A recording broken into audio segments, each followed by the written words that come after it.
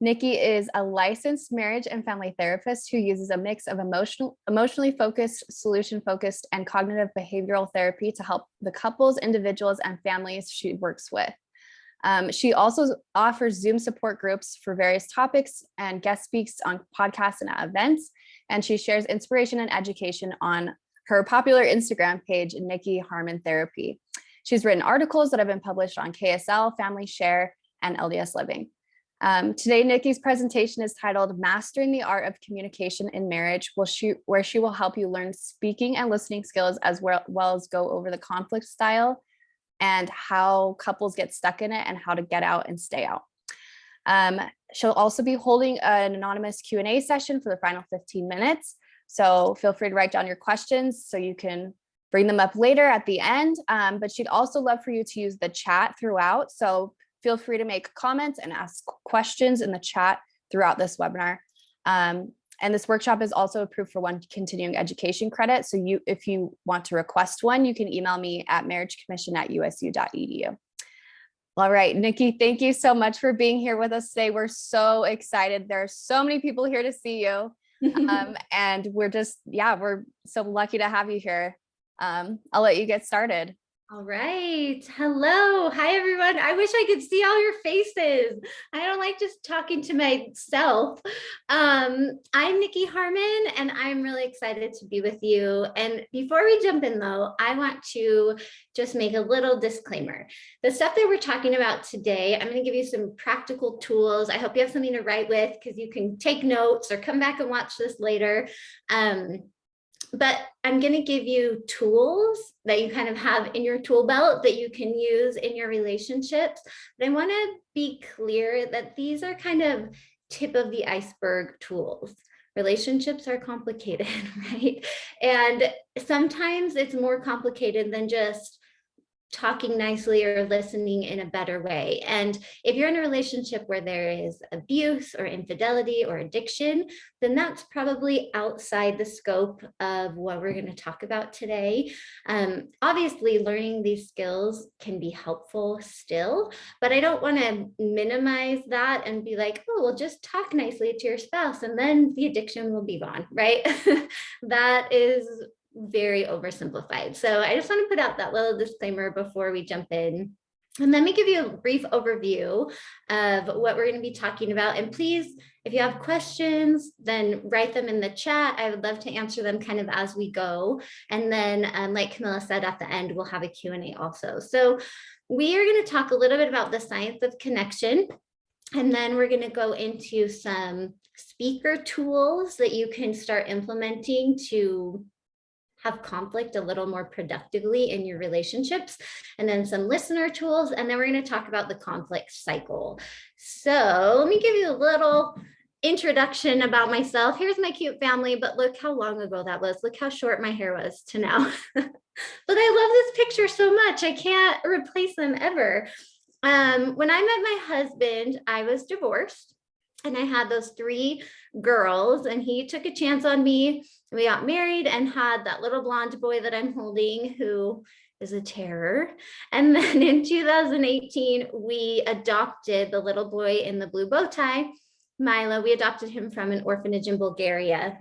And so we have all kinds of mine, yours, someone else's in our family, and have navigated all of that. So I feel like I have a lot of personal experience when it comes to relationships. So let's talk about the science behind connection.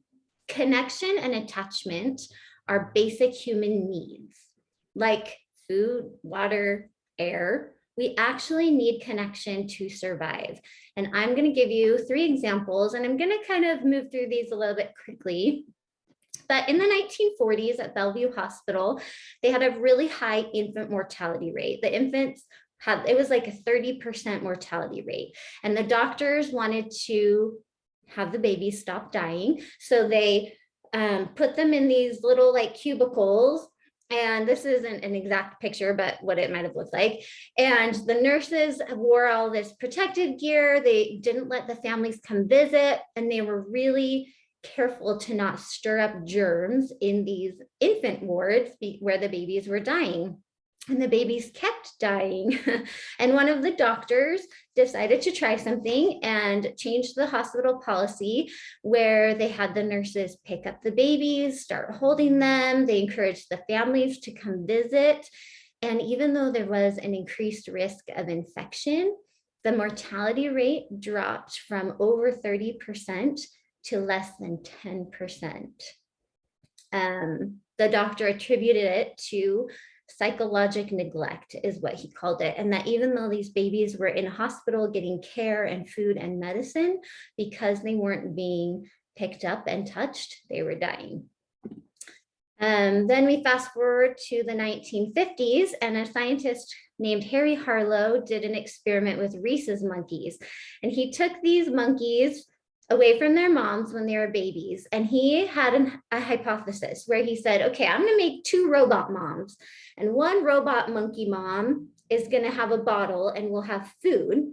And the other robot mom will be cuddly and soft.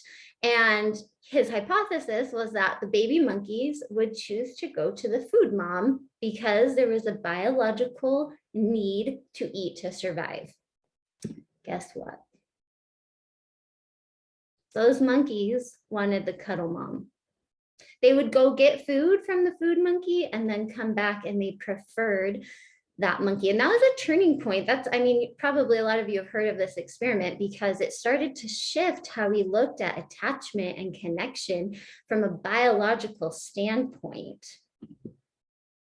And then the last one I want to talk about is in 2006, a group of EFT researchers, that's emotionally focused therapy, they did an experiment, and they took a group of married women and they put them in an fMRI machine, which is a functional MRI machine. And that is a machine that can read your brain waves. It can read where your brain lights up when it's scared or happy or whatever. That's my very limited medical. I'm not a doctor, okay? And they would put these women in the fMRI machine and then show them like an X or an O. And if they showed them an O, nothing was going to happen. But if they showed them an X, there was like a 50% chance they were going to get zapped on their foot. So they would watch what happened to their brains, which, side note, could we just all be thankful that there's people that sign up for those experiments so that we don't have to, because I'd have to be paid a lot of money, get zapped on my foot, and So they watched what happened to these brains of these women when there was no threat of pain, when there was imminent threat of pain, and then when there was actual pain inflicted on them. And they watched how much their brain lit up in their pain circuits during each of these stages. And then they would have a nurse come stand by the woman, and then they would have their husband come stand by the woman. And what they found is really, really incredible. What they found is that when the husband was standing and holding the hand of the wife, that her brain actually registered less pain. It literally had an analgesic effect on how her body felt pain. And interestingly, the happier these women rated their marriages, the more strong the effect. So the ones who rated themselves as very happily married had a very strong analgesic effect when their husbands would hold their hands during this experiment. Our partners can regulate our emotions and actually affect our physical bodies. It's incredible. And those are 3 of so many different examples. The scientific evidence leaves little doubt that love and intimacy are powerful determinants of our health and survival. So how do we feel connected then? Do you believe me yet? The connection is really important. How do we feel connected? One of the main ways is communication. Look at this couple. They're very clearly newly dating, right? Because communication is one of the main ways we feel connected, it's also one of the first things that struggles when we are disconnected. When couples come into my office as a marriage therapist and I say, what's going on? 9 times out of 10, they say, we need help communicating. Our communication is struggling. So let's talk a little bit about conflict, which is the opposite of feeling connected sometimes. Conflict elevates cortisol, which is your stress hormone, and cortisol wreaks havoc on our bodies. It slows healing. They've actually done experiments where they put a little scratch on people's hands, and people who report being in happy relationships heal faster. Is it bananas? I feel like that's just bananas. Rejection and exclusion trigger the same brain circuits as physical pain. So you can quite literally hurt someone's feelings. Your brain registers that the same way. Conflict depresses the immune system. And the magnitude of risk associated with social isolation is comparable with that of cigarette smoking. I mean, that's big. Lovers are hidden regulators of our body processes and emotional lives. Secure attachment is good for our health. And as we've learned, it's actually a very important part of our survival. It increases resilience. Holding hands is calming. It lessens the adverse effects of aging. We don't need to get Botox, just have a good marriage. I don't know, you might want Botox too, I'm not judging. And trauma is dealt with better. So let's heal our attachments and communicate better, right? Okay, be on board. Are there any questions? I haven't been looking, hold on. Oh, someone said they adopted 2 girls from Bulgaria. Oh my gosh, that's amazing. I'll have to chat with you about when you did that. Okay, let's talk about some speaker tools. Things that go wrong when we're the speaker. Now, I'm talking about these tools and using them specifically during conflict or arguments. Most people communicate okay when there's not an argument, when it's not a conflict, when it's not a touchy subject, right? Like, do we want barbecue chips or sweet potato fries? I mean, that's not usually a tricky subject, but if we're going to talk about finances or parenting or any other tricky thing, then that's when we need a little bit of help. So that's specifically what we're going to talk about. So let's talk about when we are the speaker in an argument, when it's our turn to be talking, what are some of the things that we do incorrectly? And this might be a good spot to start writing some things down if you're interested in that. Okay, use statement. We, by nature, speak in use statements. We say things like, you don't listen to me. You don't care about me. You didn't do the dishes, whatever the thing is. And that gets us in trouble. Because if I say to my partner, you don't listen, what is my partner going to say back? Yes, I do. And then I'm going to say, no, you don't, louder.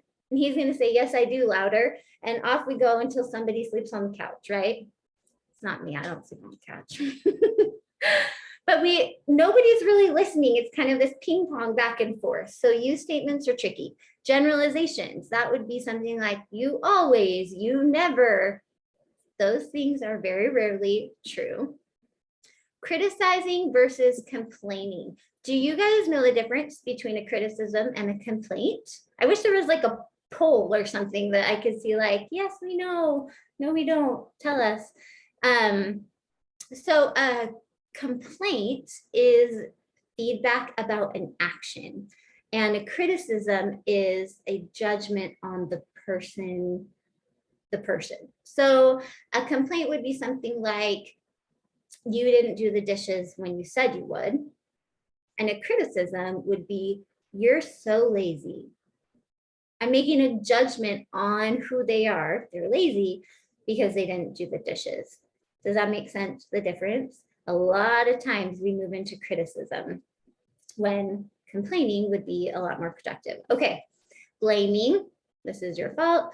Setting an unclear message, that would be like if I'm rage cleaning my kitchen and my husband's like, what's wrong? I'm like, nothing.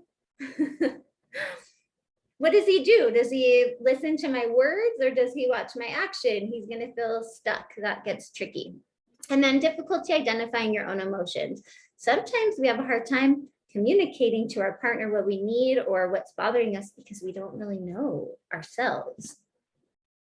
This type of communication puts our partner on the defensive right away, and it creates lose-lose conversations. That's the you don't listen, yes I do, no you don't.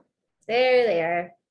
Now they've been dating a little longer. They have to decide whose house they're going to for Christmas or something. Okay, so how do we fix it?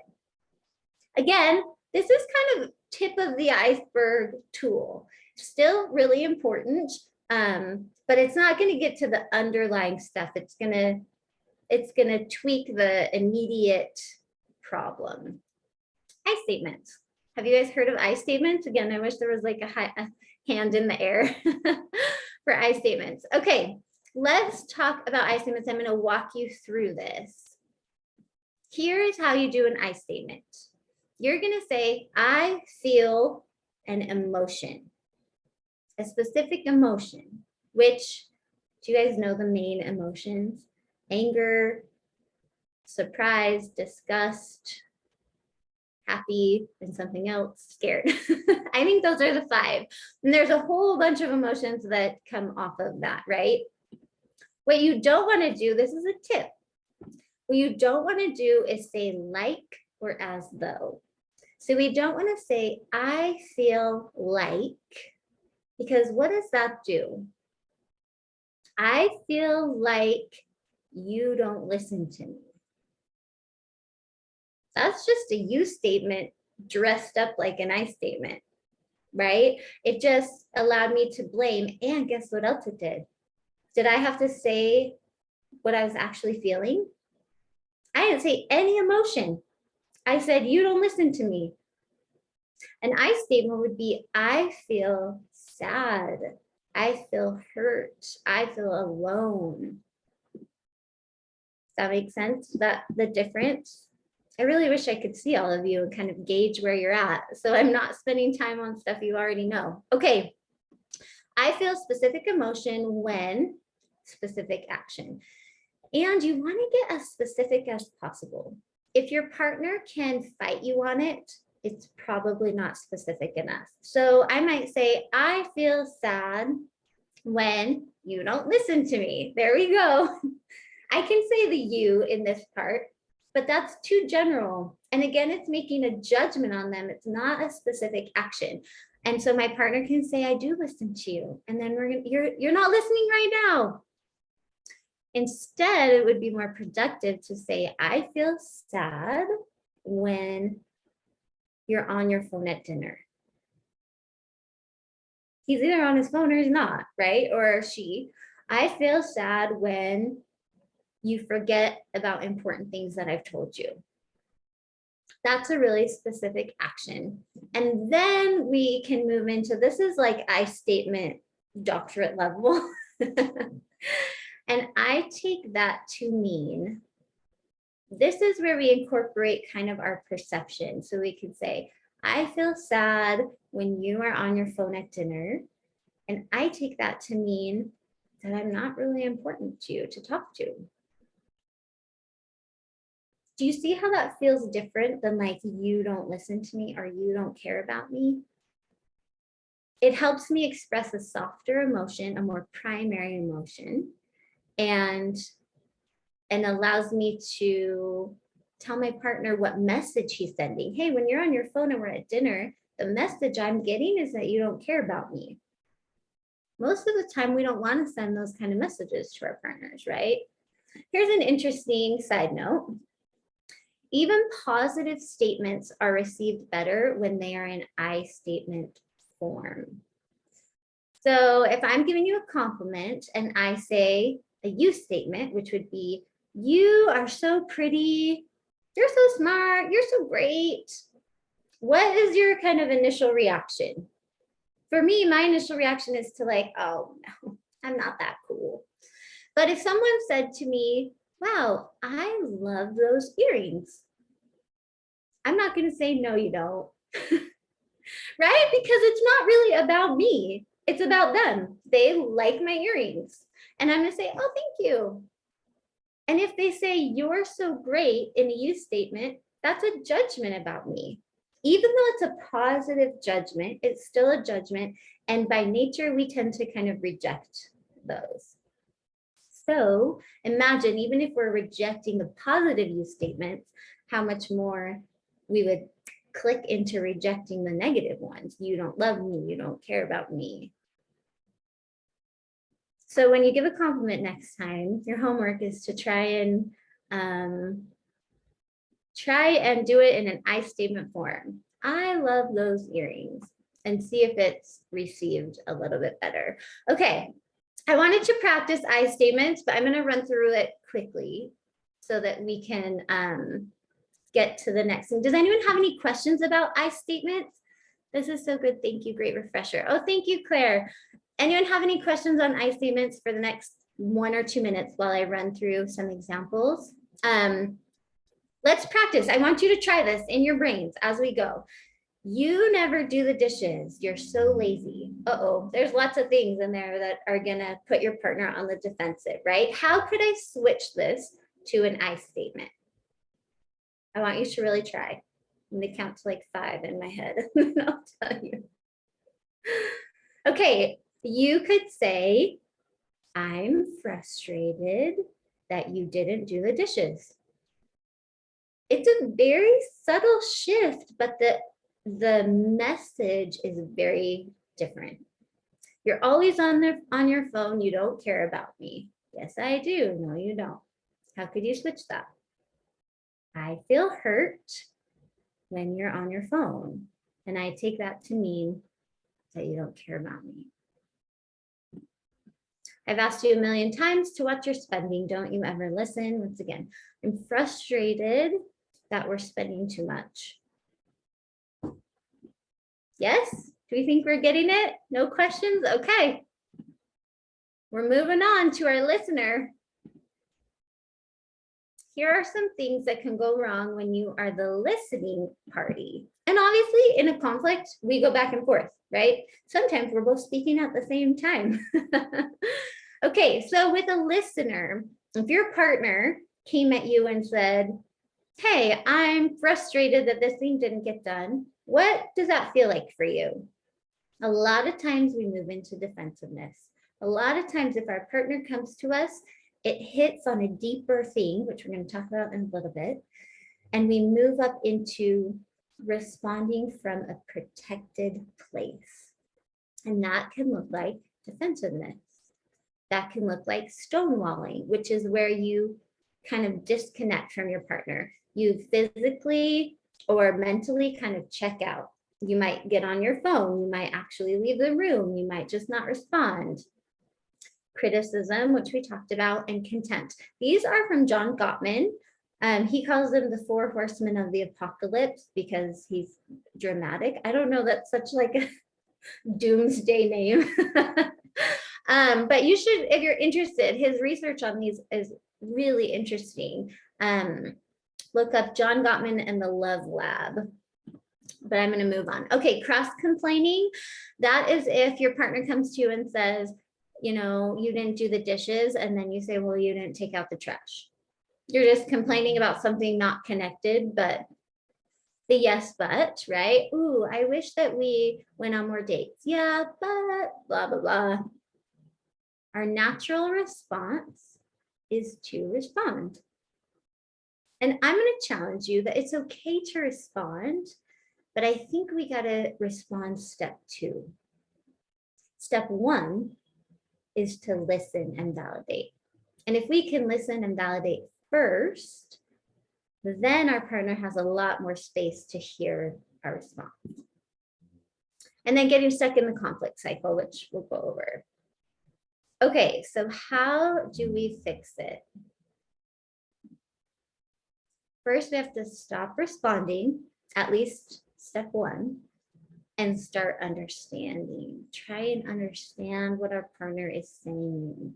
But in order to do that, we kind of have to put a pin in the hurt it might bring up in us. So this is a little trick called reflective listening that I'm going to teach you.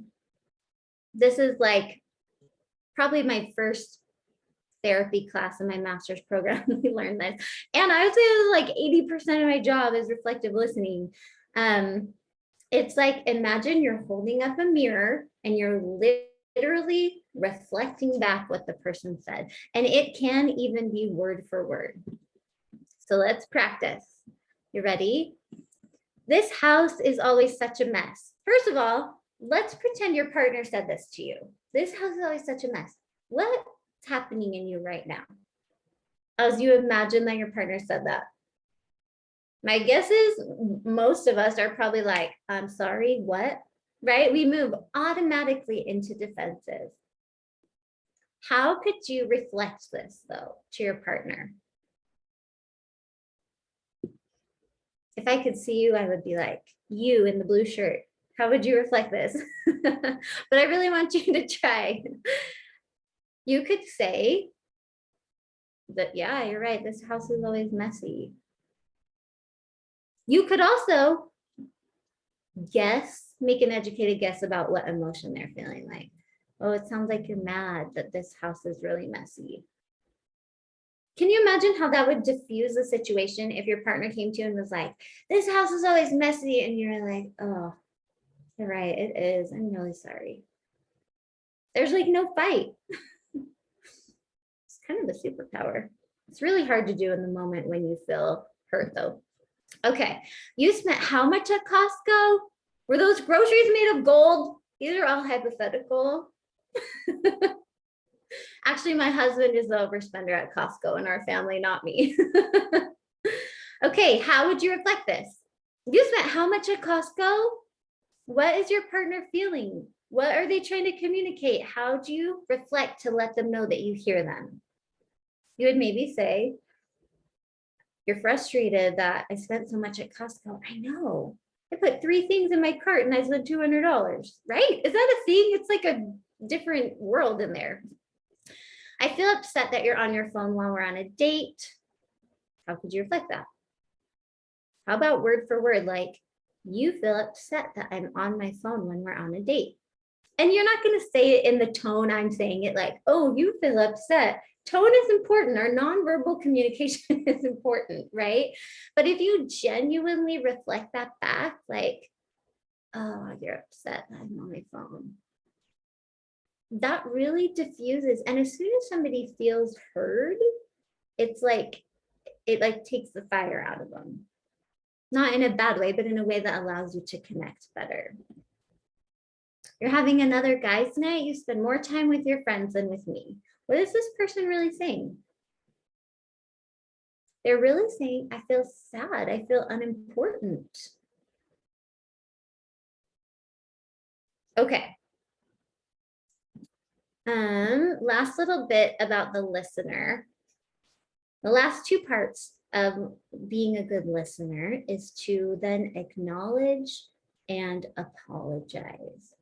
And let me clarify some of this. Sometimes we feel like acknowledging and apologizing means I'm agreeing that you're right. That's not true. Acknowledging means that you understand why they feel that way. You don't actually have to agree with someone in order to acknowledge their point of view. So, I just said all the things I wrote. I understand why you feel that way. Like, I don't know, let's pretend that my husband comes to me and says, I hate when you wear blue polka dots because it reminds me of BYU and I hate BYU because I'm a Utah fan. Okay, I don't have to say that there's anything wrong necessarily with wearing blue polka dots, right? But I can say, help me understand that. I understand why that would hurt your feelings. Or instead of saying, well, I'm not going to apologize because I didn't do anything wrong.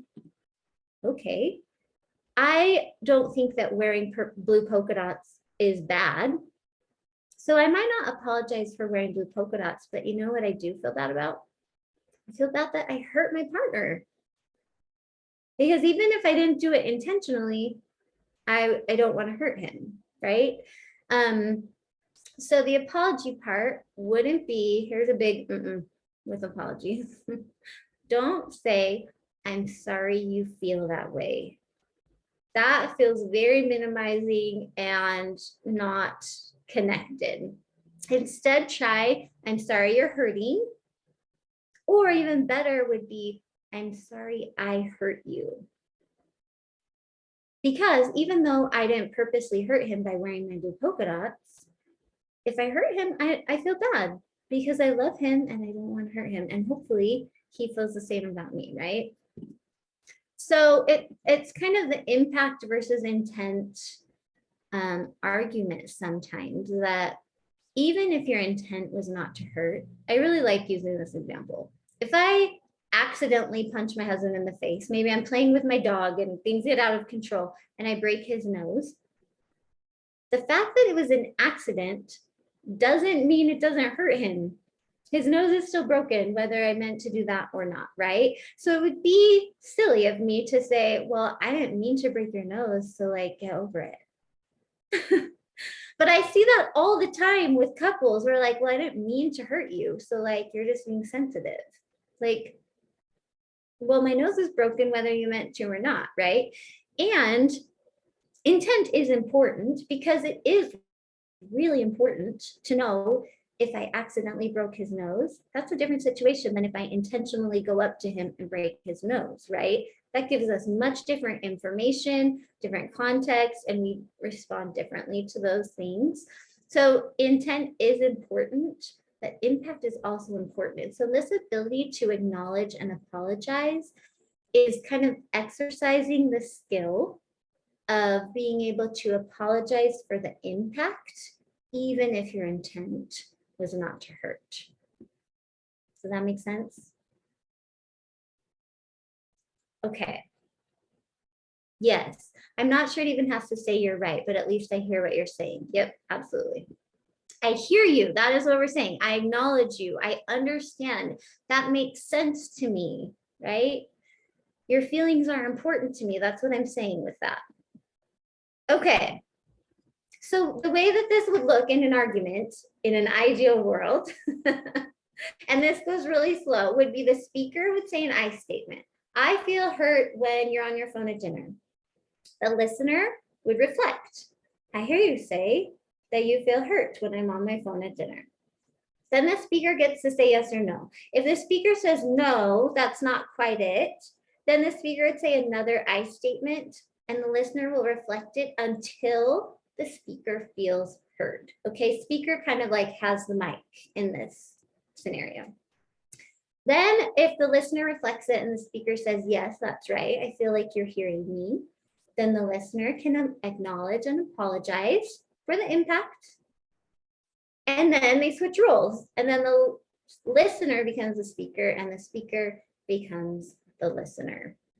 And this feels really awkward at first, almost like robotic, but that's okay. We're slowing down the conversation, which helps us not escalate into hot emotions. Okay, any questions before we move on to our last little bit? Well, this is going really fast. I probably could talk about this stuff for like 5 hours. Okay, let's move on to the conflict cycle. I statements and reflective listening are great tools and kind of tip of the iceberg tools. Oftentimes, couples get stuck in a cycle they can't seem to get out of. Okay, so let's talk about this conflict cycle. This is a core piece of emotionally focused therapy. You're kind of getting like behind the scenes sneak peek about how therapists conceptualize relationships. This model is put together by Scott Woolley, who is an EFT therapist. And we have two partners. I'm going to say her and him just for the sake of clarity so you know which partner I'm talking about. Let's start. Actually, before we jump into this, I want you guys to kind of, as we're talking through this, I want you to think of this in how it relates to your relationship. Which one of these might you be? Which partner feels more like you?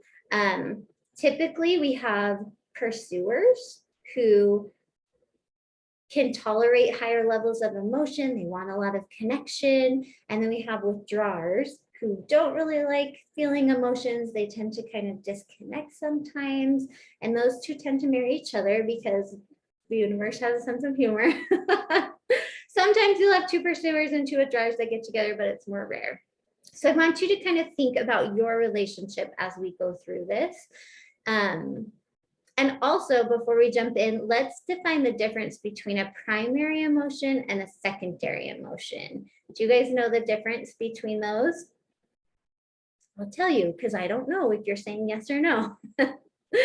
So a secondary emotion is what we call a disconnecting emotion. Those are kind of the surface level, more heated emotions that we see, like frustration or anger. They tend to disconnect us. Shame, even, is one of them.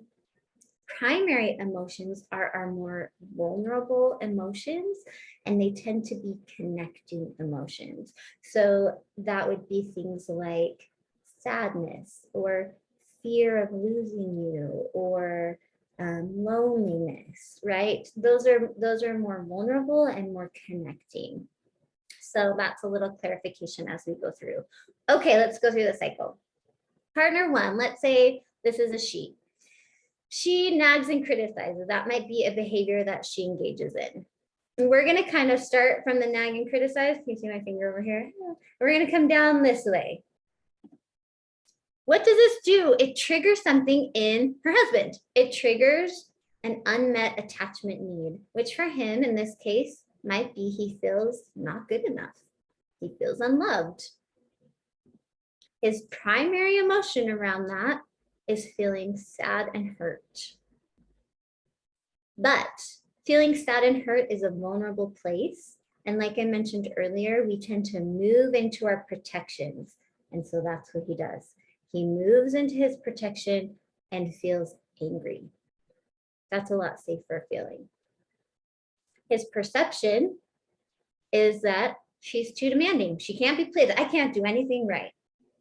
Does that sound familiar? And so what does he do with that? Also, let me pause. I'm sorry. This is really complex, what I'm teaching you. And I'm teaching you in like 5 minutes, just because I think that it's really powerful to kind of see from a zoomed out point of view what happens in our relationships. If you guys notice that you are stuck in this conflict cycle, if you can't get out, find a therapist. And I always recommend finding someone that's trained in emotionally focused therapy.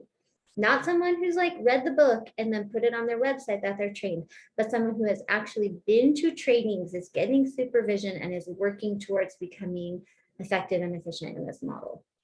And I can answer questions about that if you'd like. Okay, so what I'm trying to say is if this feels overwhelming and complicated, it's because it is, and I'm moving really fast. So what he does with that, when he feels not good enough, he feels sad, he moves into feeling frustrated. She's too demanding, she can never be pleased. And then what he does is withdraw or shut down. I can't take this, I can't handle this, I gotta go do something else.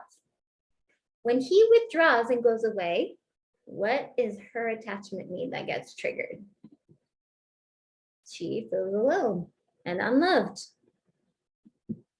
Her primary emotion is also sad and hurt. Her secondary emotion is also anger and frustration. Her perception is he doesn't care about me, or I do everything in this relationship. And so what does she do with that? She nags and criticizes, which triggers his, which triggers hers. And this is why so often in marriages, couples feel like the harder they try, the worse it gets.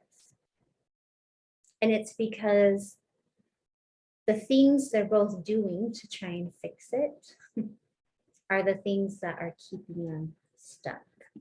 So angry criticism, so the nagging partner on this side, angry criticism is usually one partner's protest at the inaccessibility of the other partner. I can't feel you. I do everything. I'm alone. So I'm going to try and criticize to get connection. And then a withdrawn, disengaged partner, they respond like that to avoid the fight and avoid falling into patterns that reinforce that they are unlovable or not good enough. And so we have this pursuer withdrawer cycle. And I mean, look at this interesting thing over here. I think it's interesting. If you look down at the bottom, what both of their unmet needs and primary emotions are the same. They feel alone, they feel unloved, and they feel sad. Partners with high conflict tend to come in and they're like surprised that the other partner also feels sad.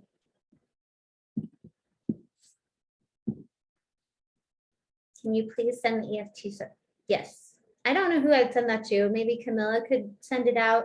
You also could even just Google EFT conflict cycle, and they'll have like empty ones like this come up all over. I don't know if they'll be filled in, but you can find it that way too if I can't figure out how to get it to you.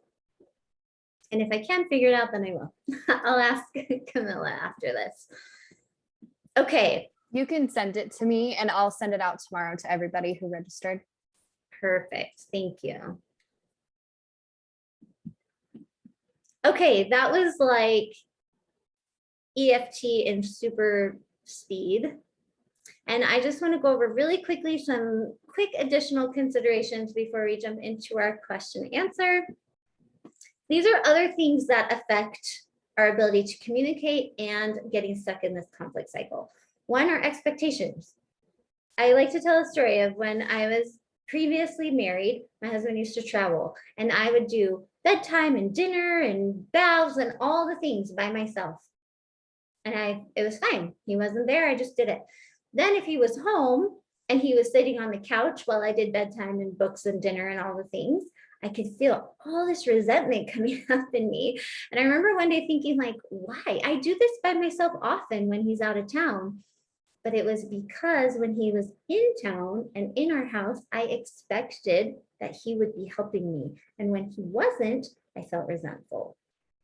Expectations are a big part of communicating. Making assumptions. We assume things about people all the time. And I tell couples who are in therapy with me to assume positive intent in your partner.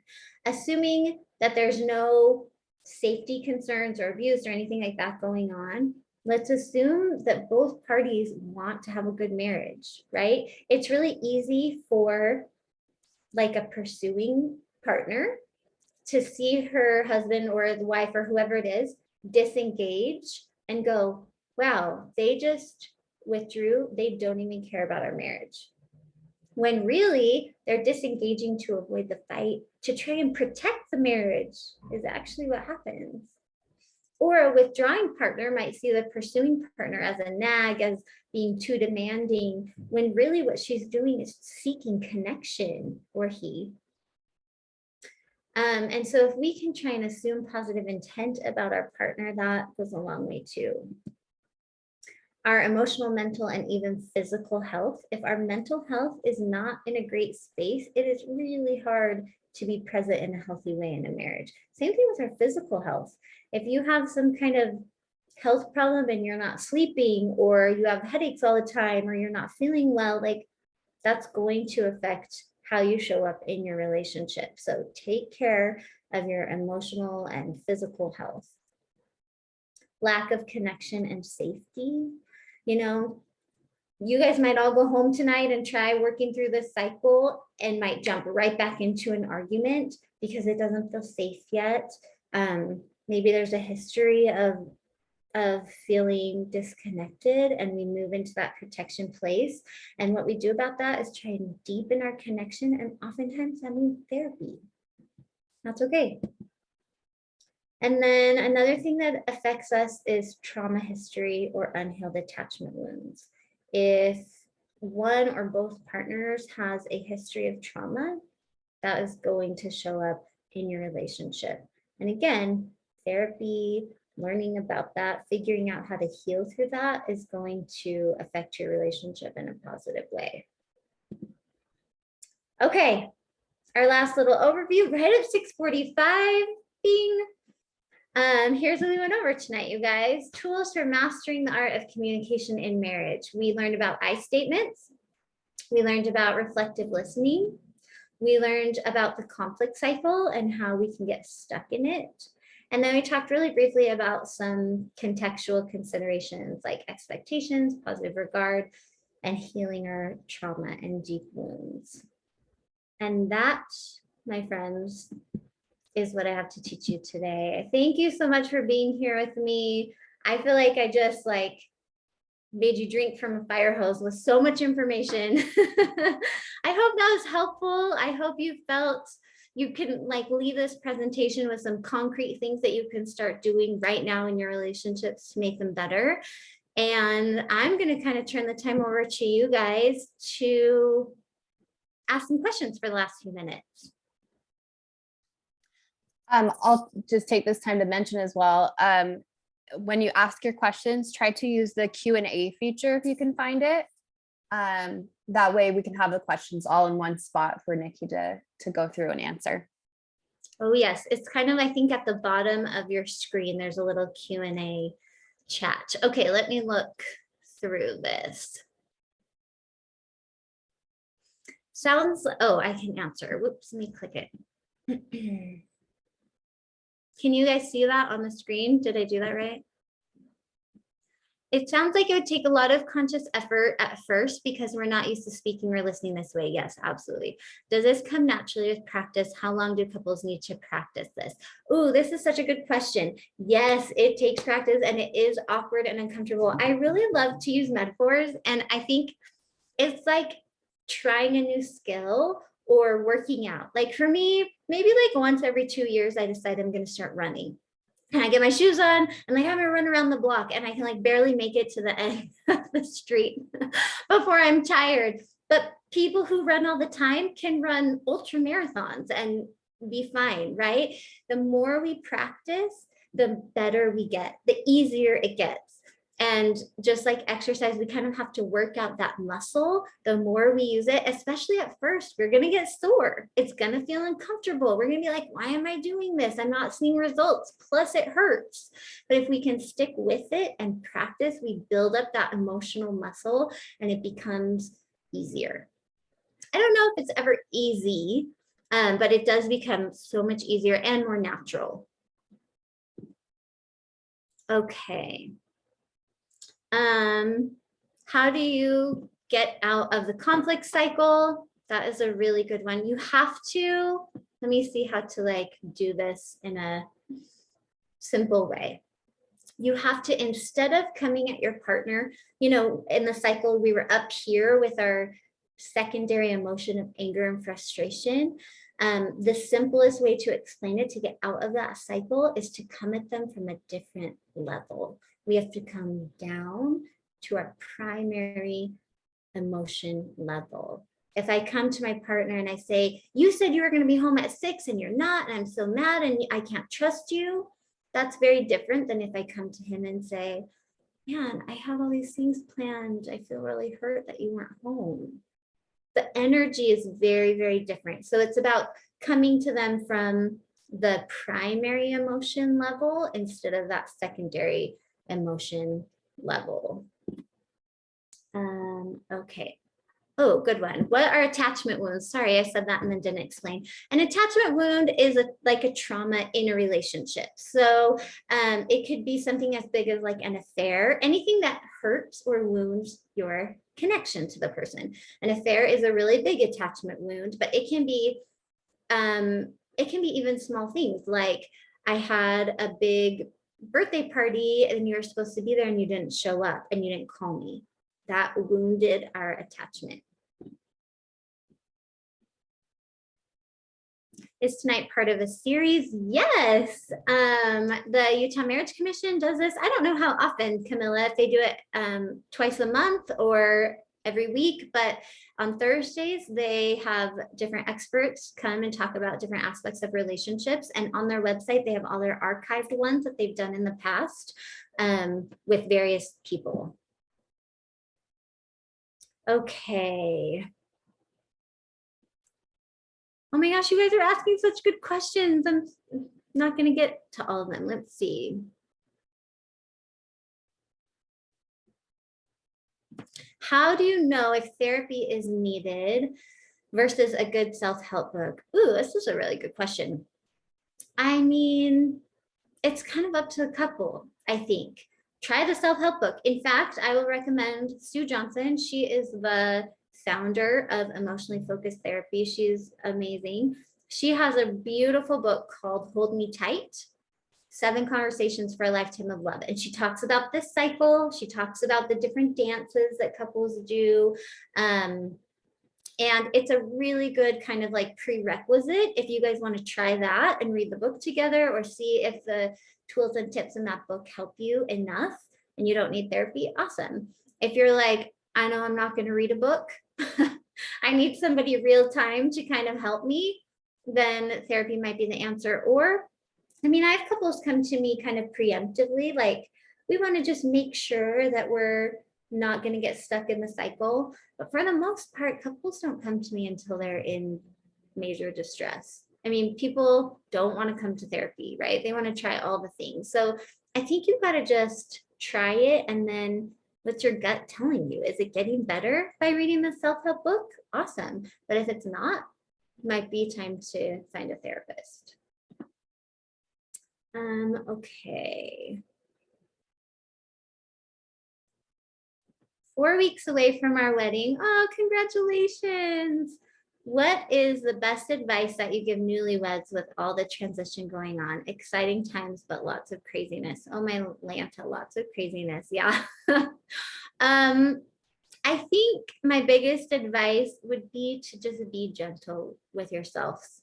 This is a big adjustment, and it's very exciting and new, and probably like the hard stuff comes 6 months down the road after kind of the new has settled. I think reading that book by Sue Johnson would be a great thing to start doing.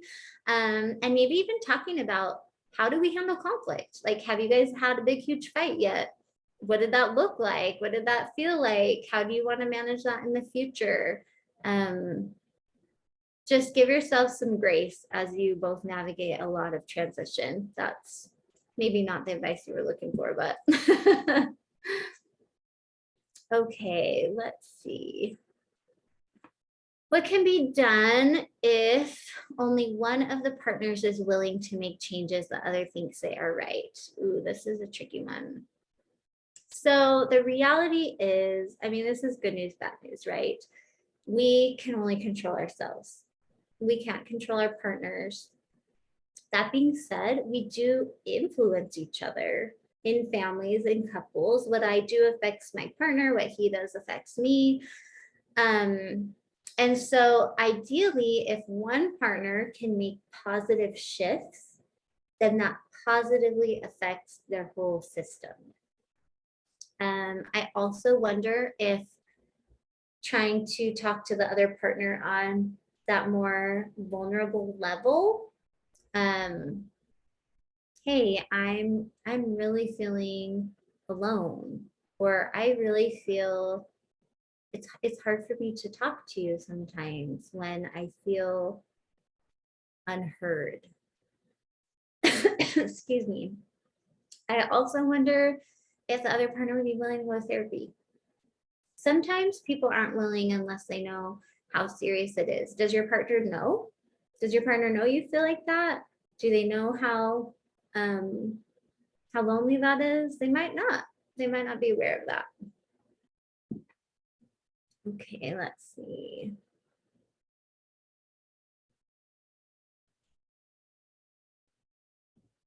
How do you survive a couple that both withdraw? This is a good question. 2 withdrawers is really hard. You don't fight.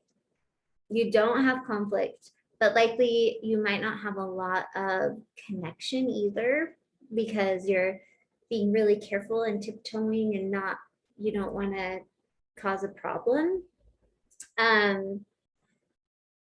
Usually when there's 2 withdrawers, one kind of moves into the pursuer role a little bit.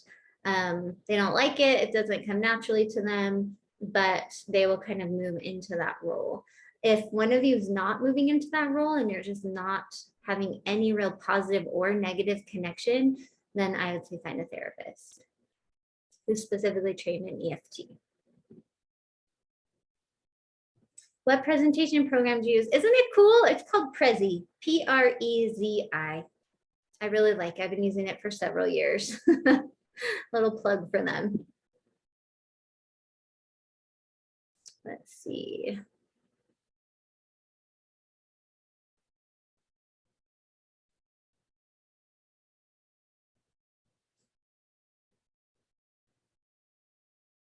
Ooh, I'm going to give this one to Camilla.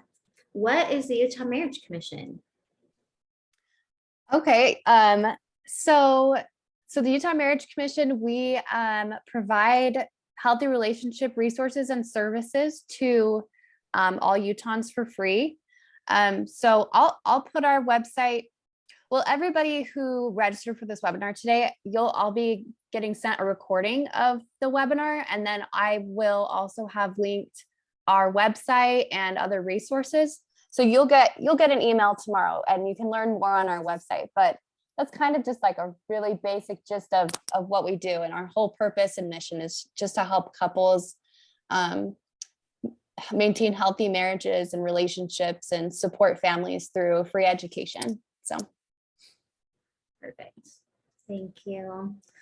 Okay, let's see if we have a few more. I kind of already did that one. How can a husband support a wife who had physical and sexual trauma when little and there are difficulties with intimacy, even though it's been 30 years? Oof, this one's really hard. Therapy. I don't know if she's gone to therapy to work through some of that. I don't know if you've gone through therapy to work through what comes up for you when that's a struggle. I don't know if you've been to therapy together, but that's a really complex question. And I think being supportive and kind and understanding while also advocating for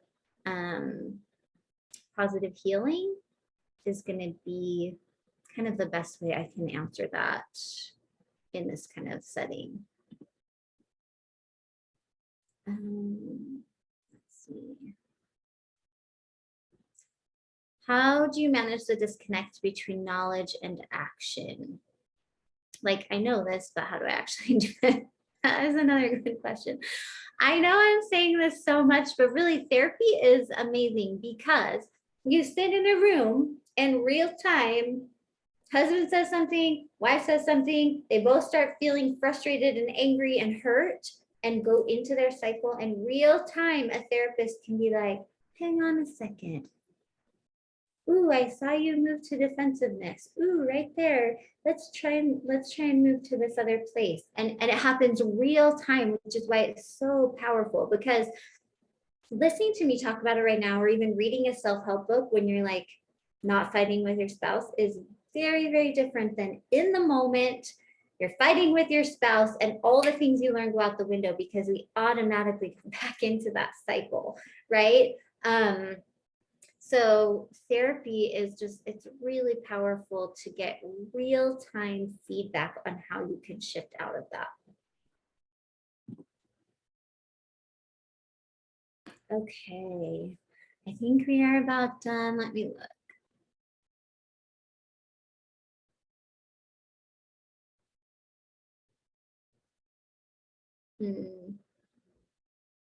There's a couple more about, you know, if a partner is not willing to try or a partner won't go to therapy. Again, you can't control your partner. And so my suggestion would be to have a really vulnerable, honest conversation, not an attacking conversation, but a really, here's where I'm at. Like, this isn't working for me and I need us to go to therapy. And if not, then I'm not sure that we're going to make it kind of conversation. And then figure out how you can get healing and whether or not they decide to go to therapy. So this is a good one. Let's see. I live in Idaho. What's the best way to find faith-based counselors? So I always recommend, so for EFT therapists, there's a website. It's called ICEFT, ICEFT. It's the International Center for Excellence in Emotionally Focused Therapy. It's very long. There is a link at the top of that webpage, and maybe I'll send it to Camilla and she can send it when she sends out the other stuff, to find a therapist. And you can put in your zip code or your state, and it will bring up all the therapists who have had training and registered with that organization, which is like the organization that trains therapists in this modality. So that's the best way to find an EFT therapist, but that doesn't necessarily specify if they're faith-based. You can also go to psychologytoday.com and you can look up therapists in your area. You can click different boxes like I want someone specialized in anxiety or marriage or Christian or Buddhist, or, you know, there's like different things you can select, and then it will show you profiles based on your selections. So I would go to ICEFT for the therapist, for an EFT therapist, and then Psychology Today for therapists in your area. Well, this is a good question. Okay, this might be our last one. What are the different therapy modalities that we should know about, and how can we choose one that works for us? This is a really good question. And it's too long and complicated to answer fully, but for couples, emotionally focused therapy is the best modality. It has been empirically validated. It's proven to work. It's really a good model. So for couples, I would say for sure that. For any other kind of therapy, anxiety or depression or anything, there's different specialties that are proven to work with different things. Like personality disorders tend to work really well with one called dialectical behavioral therapy, or trauma has different ones like EMDR or trauma focused CBT. I mean, so I think I would Google it and just say best therapies for trauma and see if there's something, and then you can kind of read about them and see which one feels like it might be a good fit. Also, many therapists will do a free consultation before you meet with them. So if you're looking at profiles or reading websites and you feel like this person might be a good fit, call or email them and see if they do a free consultation. And then you've got 15-20 minutes with a therapist where you can ask questions, you can feel kind of their energy, because that's a big deal in therapy, if you feel connected to your therapist or not. You can ask what model they use or if they have experience in your specific thing that you're coming to therapy for. And that can be a really good way to kind of try it out before you pay for a full session. And realize that therapist isn't a good fit for you. So I really recommend asking about a free consultation. Okay. I think we might be done. Camilla, I'm going to turn the time over to you. Perfect. Thank you so much, Nikki. That was just absolutely incredible. I love your speaking style. I feel like it was super engaging. I loved it. I absolutely loved it. You did amazing. So thank you. And thank you everybody who attended and asked such great, insightful questions. I'm excited to go back and watch this recording. But everyone who registered today will, for the webinar, will get a recording, link to the recording tomorrow. And among the other links and photos we talked about sending over, we'll make sure we get that all sent to you. So thank you guys. Have a great evening. Okay, we'll see you guys. Bye. Bye.